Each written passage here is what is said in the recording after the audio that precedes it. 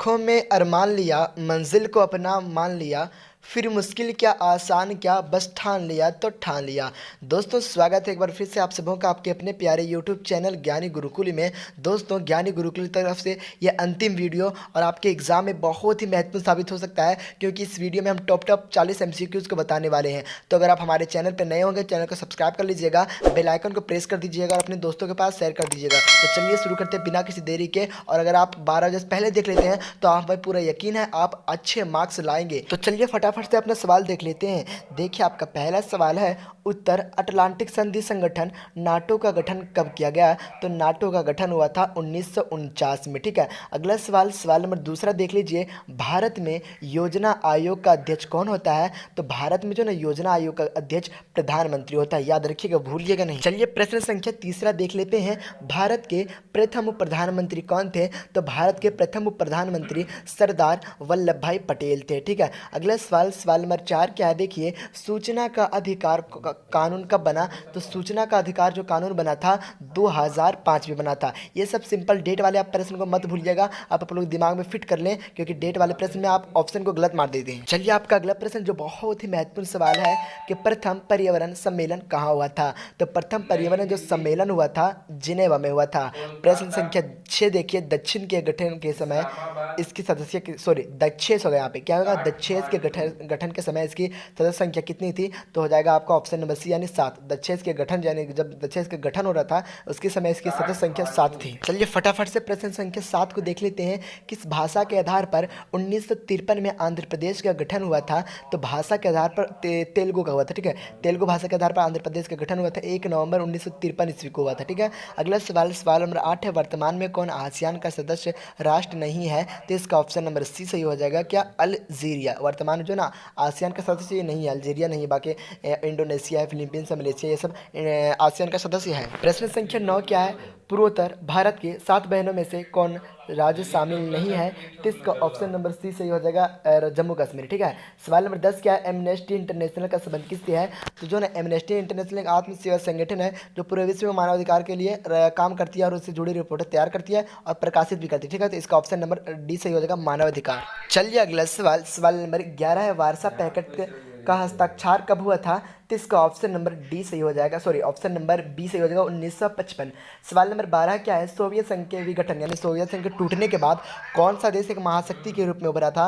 तो अमेरिका जो ना एक महाशक्ति के रूप में उभरा जब सोवियत संघ का विघटन हुआ, यानी 1991 में विघटन हो गया था, सोवियत संघ 1991 में टूट गया था। उसके बाद अमेरिका एक महाशक्ति के रूप में उभरा था और अभी ताकतवर देश अगर पूछे जाए तो अमेरिका ही है अभी तक। चलिए आपका अगला प्रश्न है, प्रश्न संख्या 13 है, सार्क का गठन कब हुआ?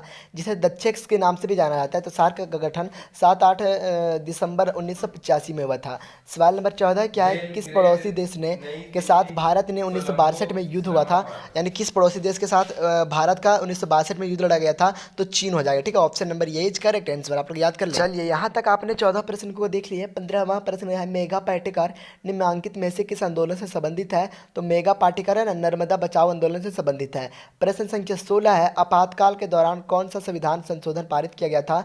तो 16 का ऑप्शन नंबर ये सही हो जाएगा, 42वां संविधान संशोधन। चलिए आपका अगला सवाल जो 2020, 2019, 2018 यानी हर साल पूछा जा रहा है, इस साल भी पूछेगा। बगदाद संधि पर किस वर्ष हस्ताक्षर हुए थे? यानी बगदाद संधि पर किस वर्ष हस्ताक्षर हुए थे? तो 1955 में। क्या? 1955 में, याद रखिएगा। बर्लिन की दीवारें कब खड़ी की गई? 1961 में। और बर्लिन की दीवारें कब गिराई गई? तो 1989 में, याद रखिएगा। ठीक है, चलिए यहाँ तक आपने 18 प्रश्न को देख लिए। प्रश्न संख्या 19 क्या है? पहला गुट निरपेक्ष सम्मेलन में कितने देश भाग लिए थे? ठीक है, यानी पहला गुट निरपेक्ष सम्मेलन जो हुआ था तो युगोस्लाविया के बेलग्रेड में 1961 में हुआ था। तो कितने देश ने भाग लिया था? तो 25। ठीक है, कितने देश? 25 देश।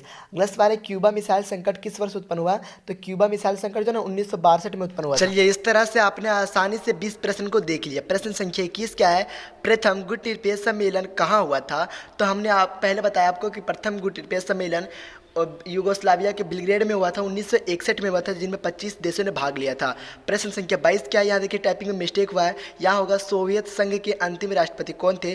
तो सोवियत संघ के अंतिम राष्ट्रपति मिखाइल गोर्बाचेव थे। अगर सोवियत संघ के प्रथम राष्ट्रपति पूछे तो आपका हो जाता है निकिता खुश्रेव। आप लोग कंफ्यूज ना हो, बस कॉन्सेप्ट को क्लियर करके जाएं, आप लोग एक भी ऑप्शन को गलत मार के नहीं आएंगे। चलिए फटाफट से अगला सवाल देखते हैं। सवाल नंबर 23 है, जर्मनी का एकीकरण कब हुआ था? तो याद रखिएगा, जर्मनी का एकीकरण 1990 में हुआ हुआ था।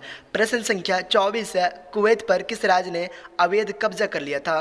तो कुवैत पर जो ना इराक ने कब्जा कर लिया था, यानी 24 का ऑप्शन नंबर ये इज करेक्ट आंसर। चलिए, इस तरह से आपने 24 प्रश्न को कर लिया। सवाल नंबर 25 है, किसे अमेरिका राष्ट्रपति ने नई विश्व व्यवस्था का चित्र प्रस्तुत किया है? तो इसका ऑप्शन नंबर डी सही हो जाएगा, जॉर्ज बुश। सवाल नंबर 26 है, यूरोपीय संघ की स्थापना कब हुई? तो 1992 यानी 1992। सवाल नंबर 27 है, निम्नलिखित में से किसने खुले द्वार की नीति अपनाई? तो चीन ने अपनाई थी खुले द्वार की नीति। चलिए अगला प्रश्न देखते हैं। प्रश्न संख्या 28 है, लौह पुरुष के नाम से किसे जाना जाता है? तो लौह पुरुष के नाम से सरदार वल्लभ भाई पटेल को जाना जाता है। प्रश्न संख्या 29 है, भारत में हरित क्रांति के जनक कौन है? तो ये आपको कमेंट करके बताना है। चलिए मैं बता देता हूँ, भारत में हरित क्रांति के जनक स्वामीनाथन है, जिसका पूरा नाम MS स्वामीनाथन है। ठीक है। सवाल नंबर 30 क्या है, कांग्रेस का विभाजन किस वर्ष हुआ? तो कांग्रेस का विभाजन 1967 में हुआ था और कांग्रेस की स्थापना 1885 में हुआ था। चलिए आपका अगला प्रश्न, प्रश्न संख्या 31 क्या है, विश्व को इंटरनेट, क्या इंटरनेट जो आप लोग यूज़ कर रहे हैं अभी, इंटरनेट की सुविधा किस देश की देन है? तो इंटरनेट की सुविधा जो ना अमेरिका की देन है। अगला सवाल, सवाल नंबर 32 क्या है, यूरोपीय संघ की स्थापना कब हुआ? तो यूरोपीय संघ की स्थापना 1992 में हुई थी, यानी ऑप्शन नंबर बी सही हो जाएगा।